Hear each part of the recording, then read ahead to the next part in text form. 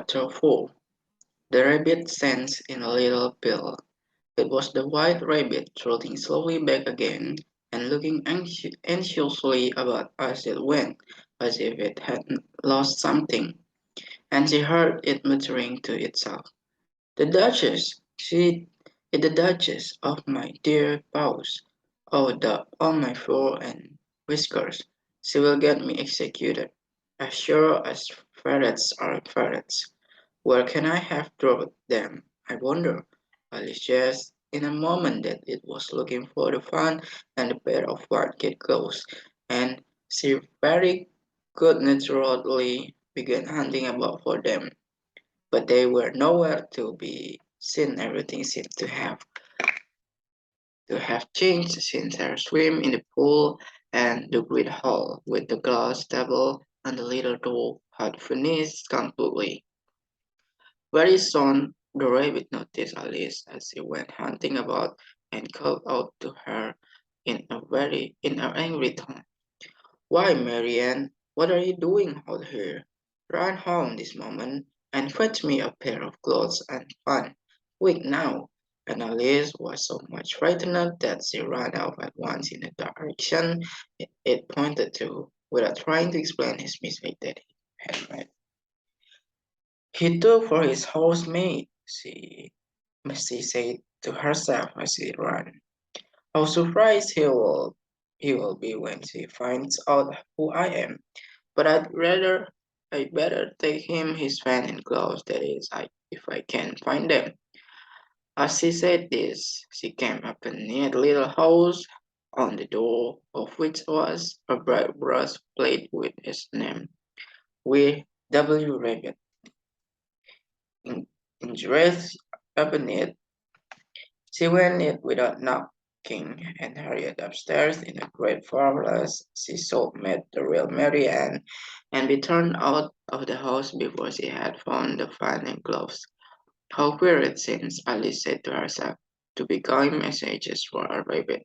I suppose Dina will be sending me on messages next." And she began fancying the sort of thing that would happen. "Miss Alice, come here directly and get ready for your walk. Coming in a minute, nurse. But I've got to watch this mouse house till Dina comes back and see that the mouse doesn't get out. Only I don't think," Alice went on, "that they let Dina stop in the house if it began ordering people about like that." By this time she had found her way into a tidy little room with a table in the window, and on it, as she had hoped, a fan of and two or three pairs of tiny white kid gloves. She took up the fan and pair of gloves, and was just going to leave the room when her eye fell upon a little bottle that stood near the looking-glass. There was no label this time with the words "Drink me," but nevertheless she uncorked it and put it into her lips. "I know something interesting. It's sure to happen," she said to herself. "Whenever I eat overdrinks anything, so I will just see what this bottle does. I do hope it will make me grow large again, for really I'm quite tired of being such a tiny little thing." It did so indeed, and much sooner than she had expected. Before she had drank half of bottle, she found her head pressing against the ceiling and had to stop to save her neck from being broken. He hastily put down the bottle, saying to herself, "That's quite enough. I shan't grow any more as it is. I can get out at the door. I do wish I hadn't drunk quite so much." Alas, it was too late to wish that. She went on growing and growing, and very soon had to kneel down on the floor. In under the minute there was not even room for this, and she tried the effect of lying down with one elbow against the door, and then other arm curled around her head. Still she went on growing, and as a last resource, she puts one arm out of the window and one foot up the chimney and said to herself, "No, I can do no more whatever happens. What will come of me?" Luckily for Alice, A little magic bottle had now had its full effect, and she grew no larger. Still, it was very uncomfortable, and as there seemed to be no short of chance of her ever getting out of the room again. No wonder she felt unhappy. It was much pleasanter at home, thought poor Alice, when one wasn't always growing larger and smaller and being ordered about by mice and rabbits. I almost wish I hadn't gone down the rabbit hole. And yet, it is rather curious, this short of life. I do wonder what can have happened to me when I used to read fairy tales. I fancied that kind of thing never happened, and now here I am in the middle of one. There ought to be a book written about me, that there ought. And when I grow up, I will write one, but I am grown up now, she added in a sorrowful tone. At least there is no room to grow up any more here. But then, thought Alice, so I never get any older than I am now. That will be a comfort, one way never to be an old woman, but then always have to have lesson to learn. Oh, so I shouldn't like that. Oh, you foolish Alice, she answered herself. How can you learn lesson in here? Why there is hardly room for you and no room at all for any lesson books. And so she went on taking first one side and then the other and making quite conversation if it altogether. But after a few minutes she heard a voice outside and stopped to listen. Marianne, Marianne, said the voice, fetch me a ghost this moment. Then came a little pattering of feet on the stairs. Alice knew it was the rabbit coming to look for her, and she trembled till she shook the house, quiet, forgetting that she was now about 1,000 times larger as the rabbit, and had no reason to be afraid of it. Presently, the rabbit came up to the door and tried to open it. But as the door opened inwards and Alice's elbows was pressed hard against it, that attempt proved a failure. Alice heard it say to itself, then I will go round and get in at the window. That you won't, thought Alice. And after waiting till she finished, she heard the rabbit just under the window, and she suddenly spread out her hand and made a snatch in the air. She did not get holding of anything, but she heard a little sharp of a fall and crash of broken, from which she concluded that it was just possible it falling into a cucumber frame or something of the sort. Next came an angry voice, the rabbit's, Pat, Pat, where are you? And then voice she had never heard before. Sure, then I am here digging for apples, your honor. Digging for apples indeed, said the rabbit angrily. Here, come and help me out of this. Sounds of more broken glass. Now tell me, Pat, what's that in the window? Sure, it is an arm, your honor. He pronounced it a room. And a room you goes. Whoever saw one that size, why it fills the whole window. Sure it does, your honor, but it is an armor for all that. Well, it is got no business there at any rate. Go and take it away.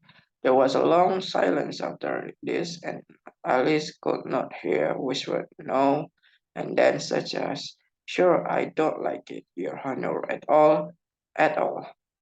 Do as I tell you, you coward.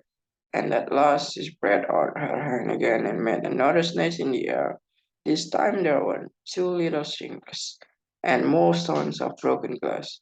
What a number of cucumber frames there must be, thought Alice. I wonder why they will do next as for pulling me out of the window. I only wish they could. I am sure I don't want to stay in here any longer. She waited for some time without hearing anything more. At last came a rumbling of little gargoyles and sound of a good many voices all talking together.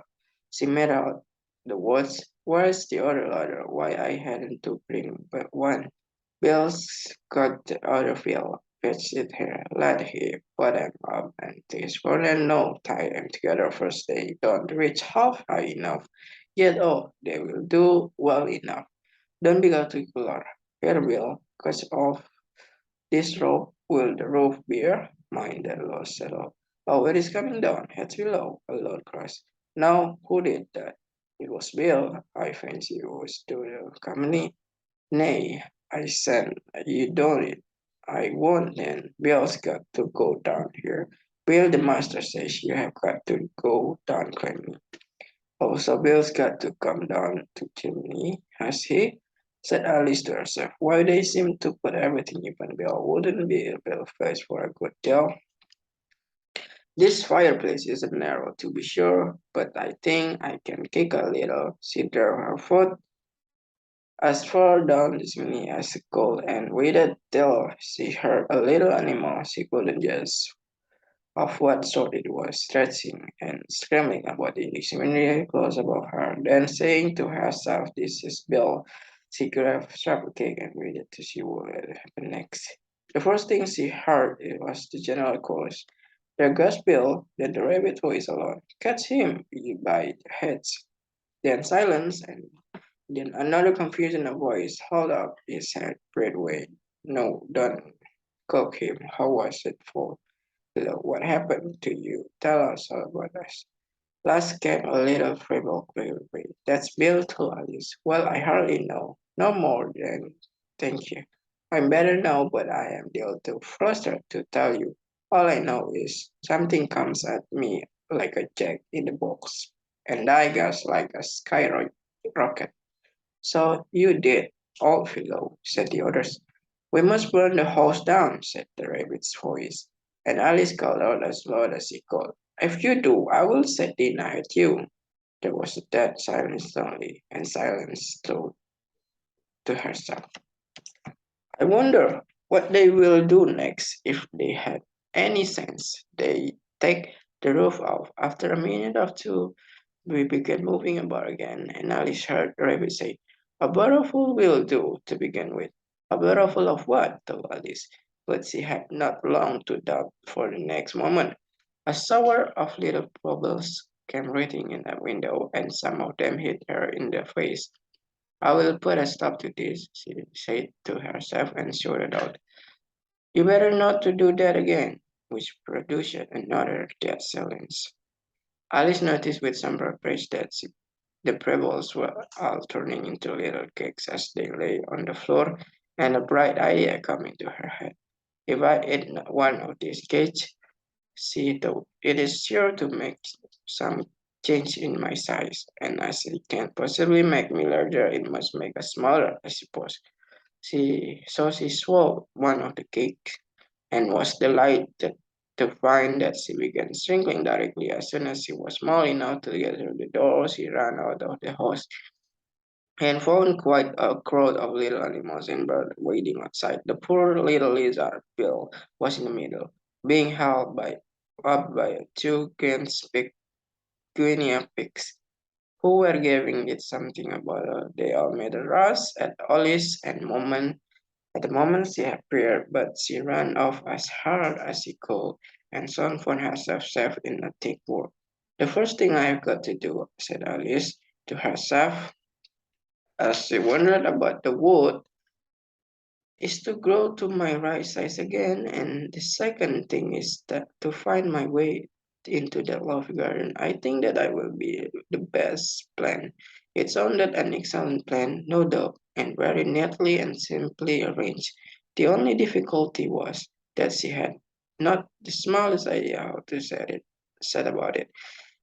And while she was peering about anxiously among the trees, a little spark bug just over her head made her look up in a great hurry. An enemy's baby was looking down at her large round ears and feebly stretched one arm. "Poor little thing," said Alice in a croaking tone, and she cried hard to whistle to it, but she was terribly frightened at that. All the time at the thought that it might be Harry, in which case it would be very likely to eat her up in spite of all her coaxing. Hardly knowing what she did, she picked up a little bit of stick and held it out to the puppy. What happened? The puppy jumped into the air off all its feet at once with a yelp of delight and rushed at the stick and made you believe to worry. Then Alice dodged behind a great gesture to keep herself from being run over, and the moment she appeared on the other side, the puppy made another rush at the stick and tumbled head over heels in a hurry to get a hold.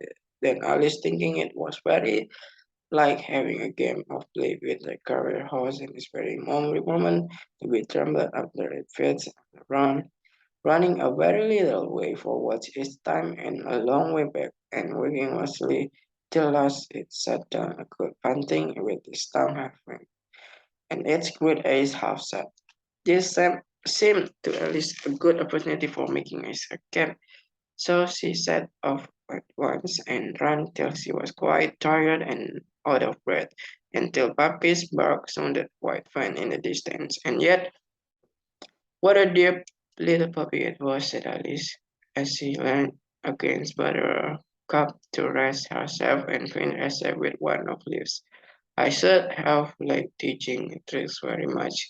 If I'd only been the right size to do it. Oh dear, I nearly forgotten that I have got there again. Let me see how is to manage. I suppose I ought to eat or drink something or other, but the real question is what? The great question certainly was what? Alice looked at all around her, the flowers and the blades of grass, but she could not see anything that looked like the right thing to eat or drink under the circumstances.